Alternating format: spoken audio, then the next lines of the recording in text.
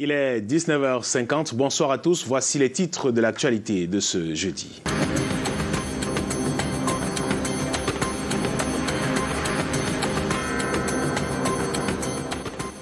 À la une ce soir, l'opposition tchadienne vent debout contre ce qu'elle qualifie de tentative de succession monarchique après la mort d'Idriss Déby Itno au Tchad. Réunis hier à N'Djamena, une vingtaine de partis exigent l'application de la Constitution. Ces formations politiques mettent également en garde la France contre toute forme d'ingérence dans la situation actuelle. Qu'est-ce qui a tué la vice-présidente de Transparency International pour le Cameroun? Certaines informations parlent avec insistance d'une mort due aux effets secondaires du vaccin contre le Covid-19 reçu il y a quelques jours. Nous étions à la rencontre de sa famille pour tenter de comprendre ce qui s'est réellement passé. Le point sur cette enquête à suivre dans ce journal. Voilà pour le sommaire.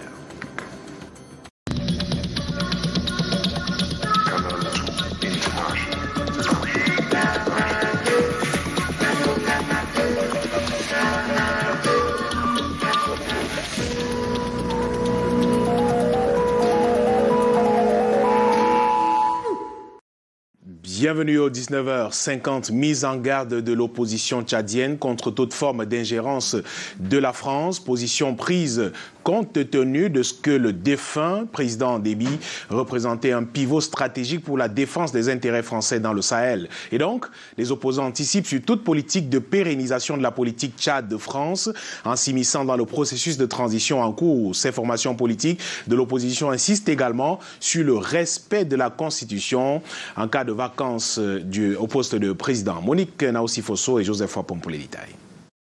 Les partis politiques de l'opposition au Tchad restent sur le qui-vive dans ce contexte où l'arrivée d'Emmanuel Macron et Yves Le Drian aux funérailles de Déby prévoit un entretien avec le Conseil militaire de transition CNT. L'opposition tchadienne y voit l'ancien colonisateur déterminé à maintenir la relation qu'il entretenait avec le Tchad sous Idriss Déby. Mahamad Bichara, porte-parole de l'opposition tchadienne, apostrophe la France en ces termes. Nous avertissons les autorités françaises, notamment le président français Emmanuel Macron, le ministre des Affaires étrangères Jean-Yves Le Drian et les généraux de l'armée française de ne pas s'immiscer dans les affaires intérieures du Tchad. Alors que les États-Unis appellent à une transition pacifique et démocratique, la France prend acte de la prise du pouvoir par l'armée. Le Drian soutient que logiquement, ce devrait être le président de l'Assemblée nationale tchadienne qui devrait prendre le pouvoir pour la transition. Mais il a refusé en raison des situations sécuritaires exceptionnelles et de la nécessité d'assurer la stabilité de ce pays. Une position qui divise en France, car selon le député Sébastien Nadot, l'argument selon lequel le président de l'Assemblée nationale est vieux et malade n'est pas crédible.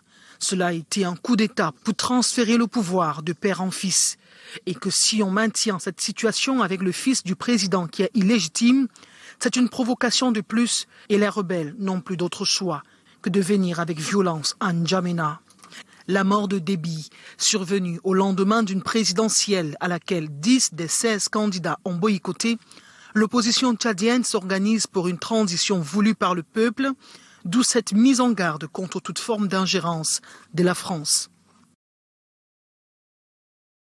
Et nous revenons donc sur ce décès d'Idriss Déby Itno. La proximité du Cameroun avec le Tchad pourra-t-elle provoquer des secousses dans notre pays? Depuis des jours, des Tchadiens poussés par la peur arrivent en masse au Cameroun par Koussery à l'extrême nord du pays. Au-delà des attaques de Boko Haram déjà enregistrées dans cette partie de notre pays, il y aura désormais des migrants tchadiens à gérer, un héritage perçu comme un lourd tribut. Samuel Baïha et Stéphane Binard nous en disent plus.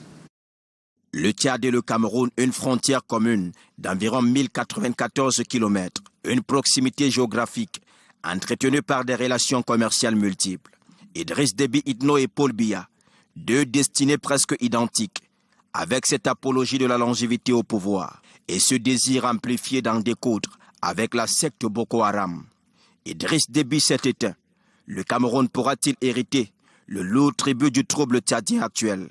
Le phénomène Boko Haram peut profiter de la situation du Tchad aujourd'hui Et vu qu'il y a des troubles, vous savez, comme on dit, le bon pêcheur pêche toujours en eau trouble. Idriss Déby Itno a joué un rôle important dans la protection du Sahel, surtout dans la lutte contre Boko Haram et le terrorisme.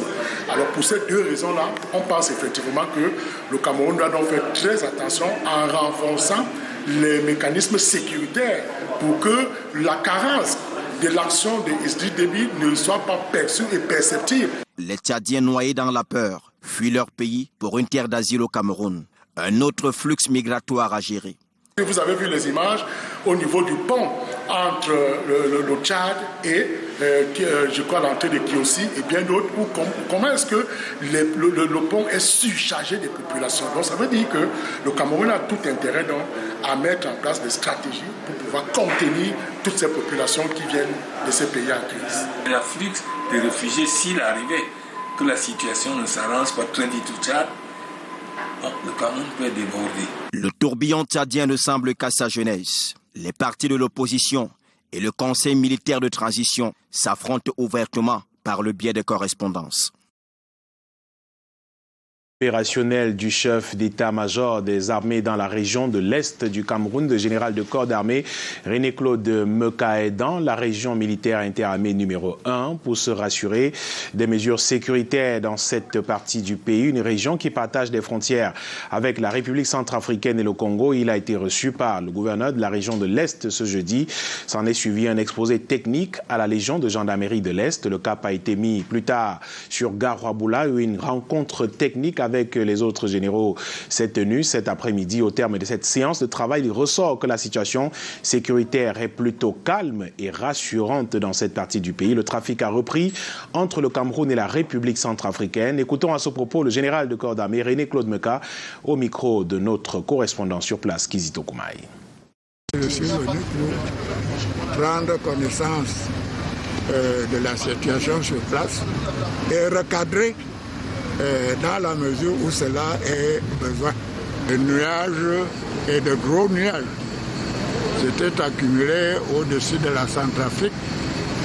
Heureusement que la situation a été vite maîtrisée, ce qui a donné lieu donc aux élections et à la prestation de serment. Maintenant, par exemple, entre le Cameroun et la RCA, ça passe. À l'intérieur, on peut circuler. Il y a beaucoup moins de remue-ménage. Le paysage politique camerounais s'enrichit d'un nouveau parti politique. Le Cameroun en compte déjà plus de 300 à ce jour, un nombre assez pléthorique qui n'empêche pas la naissance de nouvelles formations politiques. Le dernier parti en date est l'Alliance patriotique et républicaine de Célestin Djamé, né il y a quelques jours seulement. Que peut apporter cette multitude de formations politiques sur la scène camerounaise? Tentative de réponse dans cet élément de Junior Ossan, Thierry Nana, Marius Kosso et Stéphane Bidak. Alliance patriotique et républicaine, un parti de plus sur l'échiquier politique au Cameroun. Trop de partis politiques tuent aussi la démocratie. Aujourd'hui, le Cameroun compte 319 formations politiques, un nombre pléthorique qui est diversement apprécié. Vous voyez, quand vous devenez de plus en plus nombreux, vous embrouillez, les autres sont perdus. C'est-à-dire que la population se perd. On dit c'est tel, après l'État avait tel, après, c'est pas sérieux. L'expression la plus saillante de la démocratie dans un État, c'est-à-dire le pluralisme démocratique, le pluralisme politique, c'est avec plusieurs formations politiques. L'expression de la démocratie qui doit cependant être portée par de véritables leaders politiques. Qui sera à la tête de ces partis politiques? C'est ça la bonne question. Qui pensent qu'ils pourront entraîner avec eux des compatriotes. En créant donc, le 6 avril dernier, l'Alliance patriotique et républicaine, en abrégé à part, Célestin Djamé n'est pas à part des dires du chef de l'État Paul Biya. Je cite, « Je veux qu'on se souvienne de moi comme celui qui a apporté la démocratie au Cameroun. » Je vous le disais en titre, la vice-présidente de Transparency International Cameroun est décédée hier à Yaoundé des suites de maladies. Les langues se délient, parfois sur les réseaux sociaux, sur les raisons réelles de sa mort. Certains affirment justement sur les réseaux sociaux notamment qu'elle a succombé aux effets secondaires du vaccin anti-Covid-19 AstraZeneca qu'elle s'est fait administrer volontairement la semaine dernière. Que s'est-il réellement passé? Élément de réponse avec Karel Mezatiachoya, Bertrand Sassé et Lionel Kefeu qui nous disent également qu'à Transparency International Cameroun, on porte le deuil depuis hier. Sa dernière apparition ici date du mois de décembre dernier. Béatrice Elhomme prenait part au conseil d'administration de Transparency International Cameroun en qualité de vice-présidente. Un poste vacant depuis hier. La militante des droits de l'homme a quitté le rang des combattants hier mercredi en soirée. Son départ laisse un grand vide dans cette institution où elle a officié pendant des années.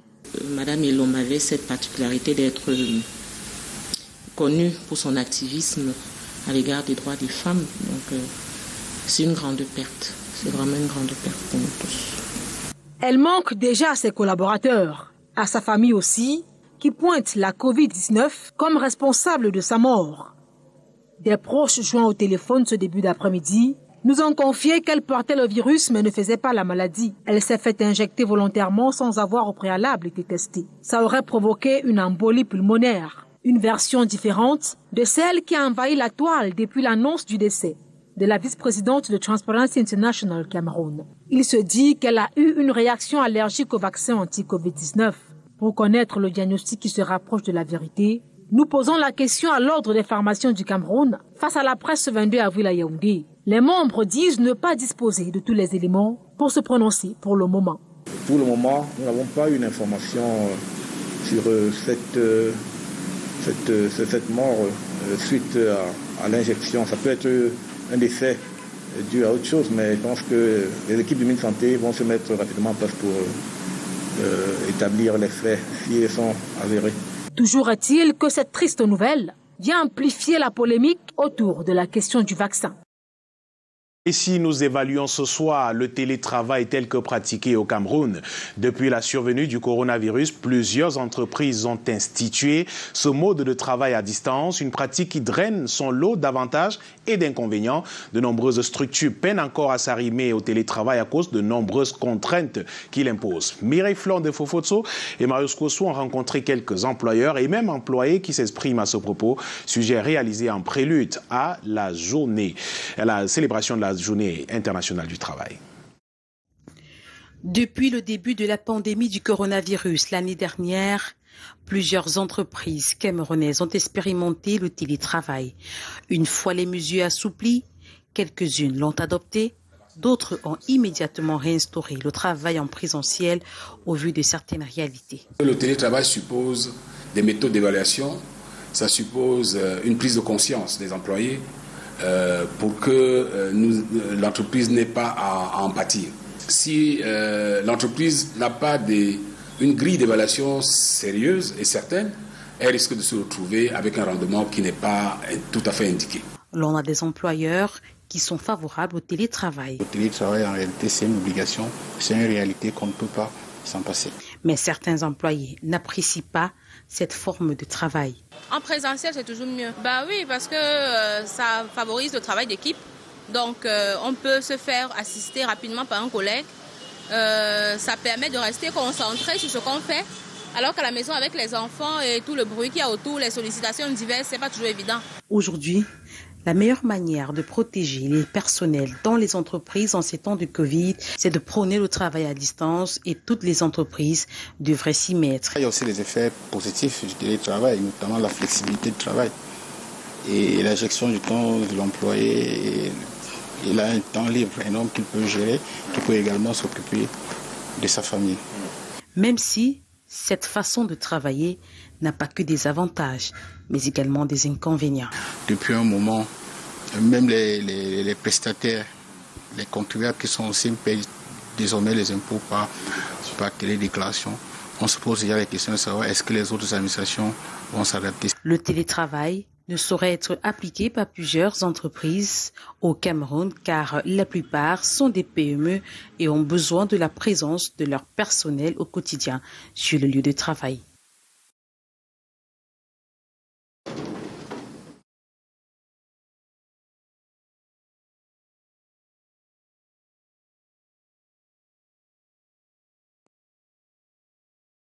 7500 mètres linéaires d'archives traitées et communicables et 8 répertoires électroniques formalisés. Voilà ce qui est fait jusqu'ici dans le cadre du projet de reconstitution des archives du port autonome de Douala, résolument engagé dans le processus de reconstitution et modernisation de sa mémoire vive. Cet organisme portuaire a paraphé ce jour à Yaoundé avec les Archives nationales du Cameroun une convention cadre de partenariat. Cette plateforme de travail permettra une meilleure gestion des archives du port autonome de Douala. D'autres précisions avec Delphine Fonkotene et Serge Alain-Ziebou. Nouveau départ pour le port autonome de Douala, avec dans le navire des experts des archives nationales. Direction, reconstitution de la mémoire vive de cet organisme portuaire. Il doit être conforme aux règles et réglementations en vigueur. Il doit s'arrimer aux normes et standards internationaux. Il s'agit d'un domaine hautement technique et professionnel qui requiert des aptitudes intellectuelles appropriées. Car la mise en place d'un système d'archivage performant permet de garantir l'accessibilité, la fiabilité et l'intégrité des documents demande une expertise avérée.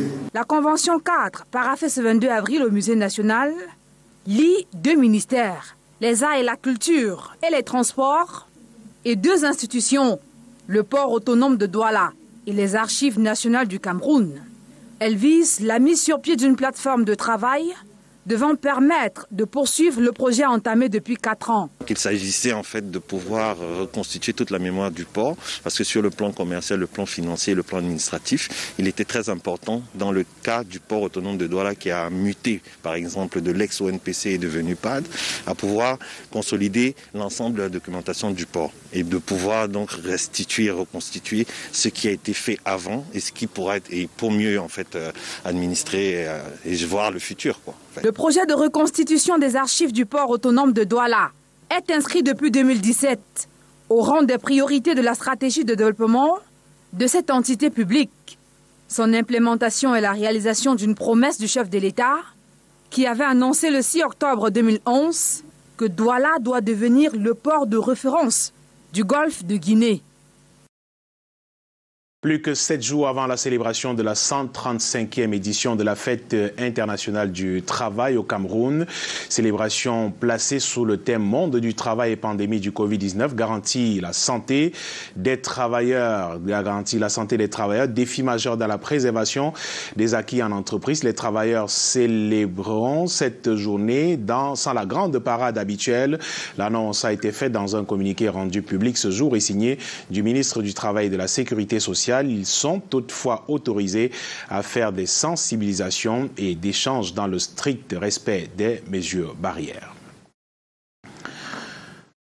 À mission avancée au Cameroun, Aïda Siwonyu, directrice Afrique centrale et Grand Lac de l'Agence universitaire de la francophonie, se dit satisfaite des efforts de l'accompagnement accordé aux partenaires camerounais. La descente sur le terrain était précédée par une séance de travail avec le recteur, professeur Magloire Ondoa. Il était question de s'entretenir sur la future implantation d'un centre employabilité des jeunes avec l'implication des entreprises. Un laboratoire dont la finalité est de promouvoir le Made in Cameroun, entrepreneuriat jeune, tout en réduisant le taux de chômage. Des précisions avec Robert Chalitok et Thierry Nana. Avant l'UIT du Douala, Aïda Siwonyu a rencontré le recteur de l'université de Douala, le professeur Magloire Ondoa, pour une séance de travail où il était question de la future implantation d'un centre d'employabilité des jeunes avec l'implication des entreprises. Dans le cadre de ce projet, Madame Aïda Siwonyu a visité la plateforme de coopération université-entreprise située dans le campus de l'UIT de Douala et mise en place avec le soutien de l'Agence universitaire de la francophonie. L'appréciation positive des analyses et de contrôle de qualité des produits agroalimentaires, parapharmaceutiques et cosmétiques a été faite par la directrice de l'agence AEF d'Afrique centrale et des Grands Lacs. Elle a assisté aux analyses des échantillons et certains produits fabriqués par non seulement les étudiants de l'UIT ou d'ailleurs, mais aussi par des entreprises de seconde catégorie. Un partenariat qui augure des lendemains encore meilleurs. Nous sommes des partenaires depuis très longtemps, je dirais. Et contente de voir les appareils en situation, le contextualiser à quoi ils servent, que peuvent en retirer les entreprises et surtout le nombre d'étudiants formés et les productions de ces étudiants. Donc je pense que c'est vraiment une fierté et un grand plaisir. Des analyses effectuées par un cadre et étudiants. Les étudiants pour lesquels le professeur Jacques Etamé, directeur de l'UIT, rappelle. L'objectif ici, c'est qu'ils apprennent en grandeur nature comme s'ils étaient en entreprise. Et ils ne peuvent avoir finalement leur diplôme que s'ils réussissent à faire un projet. Et ce sont ces projets-là que nous allons visiter. Aïda Siswanhou a pris connaissance des produits finis réalisés par les étudiants de la filière chimie industrielle et pharmaceutique, dont certains sont déjà commercialisés. Le laboratoire, dont la finalité est de promouvoir le Made in Cameroun, l'entrepreneuriat jeune, tout en réduisant le taux de chômage. La France veut accompagner les communes et villes unies du Cameroun dans leur rôle dans le processus de décentralisation au profit des populations camerounaises. L'ambassadeur de ce pays frère et ami en visite de travail aux communes et villes unies du Cameroun ce 22 avril à Yaoundé l'a réitéré. C'était à l'occasion de l'audience lui accordée par le président national du CVUC, Augustin Tamba, Christophe Guilou, venu voir où en est l'association des communes et villes unies du Cameroun à l'opposition. Processus lancé il y a peu près d'un an et demi, s'est dit satisfait, tel que nous allons le voir. Comme un enfant en pleine croissance, la décentralisation suit son bonhomme de chemin.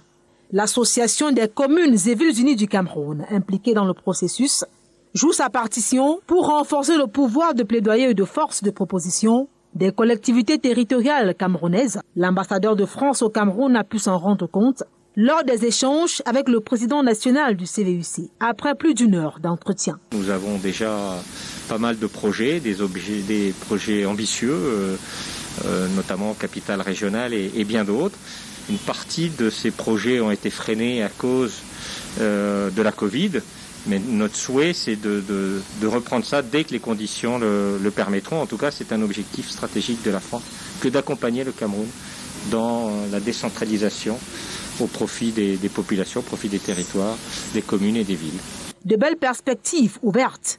Elles vont renforcer le travail déjà abattu ici par l'équipe tenue des mains de maître par Augustin Tamba à la tête de cette institution depuis le 3 novembre 2020. Il y a un plaidoyer intensif que nous menons dans les CVUC en direction du gouvernement et des institutions internationales.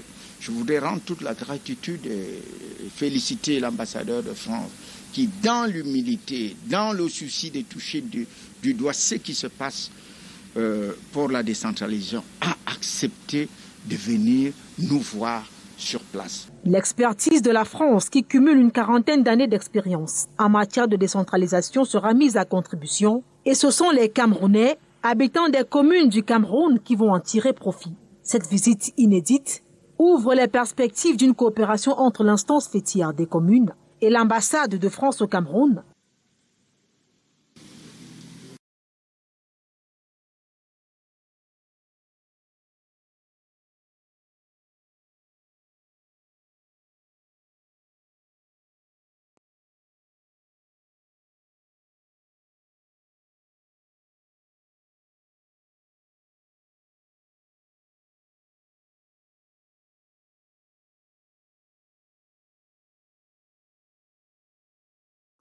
Le secrétariat de direction, un métier d'une importance capitale pour les entreprises, un rôle parfois parsemé des écueils et d'embûches, surtout en ces temps de Covid-19. Chanel Dolimafo, infirmière de profession et secrétaire médicale de direction. Rencontrée ce jour dans son bureau, celle-ci nous plonge dans les méandres de son quotidien. J'enregistre les malades qui sont programmés pour rencontrer le médecin. Ensuite, je saisis aussi les statistiques médicales parce que quand on les consulte, il y a des diagnostics qui sont donnés et tous ces diagnostics-là sont mis en machine. Et en ce qui concerne notre entreprise, elle est vaste. Ça veut dire que les statistiques viennent non seulement de ce site qui est Ndjombe, mais aussi des autres sites tels que Lom, Montagne, Diane et Tipe. Comme dans tout secteur d'activité, des difficultés, Chanel en rencontre tous les jours. Par le passé, on ne connaissait pas le Covid-19, donc on était moins inquiétés. Mais présentement, avec cette pandémie, c'est devenu difficile. Si certains ont tendance à banaliser le métier, pour d'autres, une entreprise sérieuse ne saurait bien fonctionner sans un secrétariat de direction. La secrétaire a un rôle très très important. C'est elle qui connaît l'emploi du temps du manager et c'est elle qui connaît ses urgences. Elle permet au manager de mieux travailler, d'atteindre ses objectifs, parce que étant comme un filtre pour tous ceux qui peuvent venir vous voir, même à des moments où vous ne voulez pas de visite, elle joue un très bon rôle. Loin d'être un simple poltron, le secrétaire de direction est l'une des pièces essentielles pour le bon fonctionnement d'une entreprise.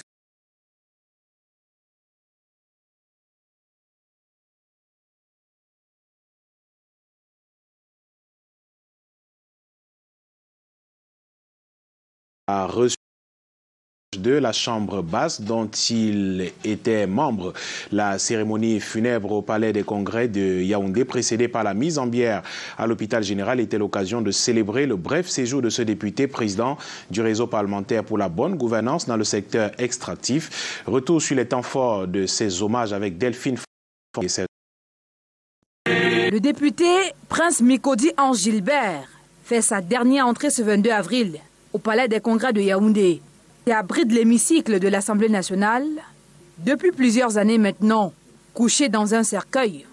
Plusieurs jours après la session parlementaire du mois de mars, il a réussi ce jeudi à rassembler près de la moitié des membres de la Chambre basse du Parlement, avec en tête le premier vice-président, Hilarion Eton. Non pas pour une séance plénière spéciale, encore moins une activité du réseau parlementaire pour la bonne gouvernance dans le secteur extractif dont il en était le président. Et surtout pas pour des travaux de la Commission des affaires économiques, de la programmation et de l'aménagement du territoire dont il faisait partie. Ici, les adieux des élus de la nation à leurs plus jeunes collègues de cette 10e législature qui a froissé son écharpe le 24 mars dernier après un court séjour à l'hôpital général de Yaoundé.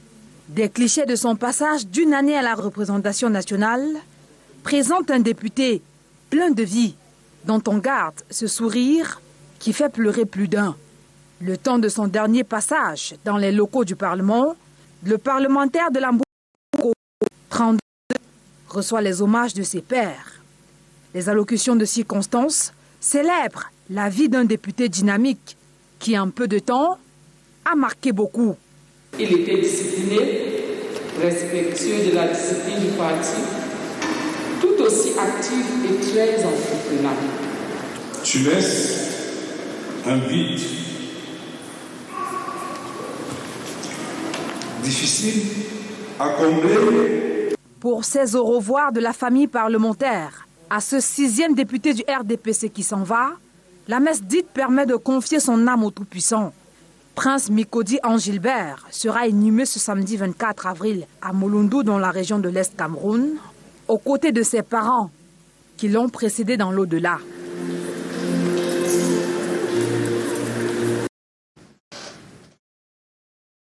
À suivre ce soir, une rencontre de la Liga sur Canal 2 International, match qui oppose Barcelone à Getafe. C'est à suivre à partir de 20h30 sur notre antenne avec le plateau spécial qui s'installe déjà au studio 7 de notre chaîne pour retransmettre cette rencontre en direct. Ce sera donc tout à l'heure à partir de 20h30. Je vous souhaite passer une très belle soirée sur notre antenne et à demain, 19h50. Bonsoir.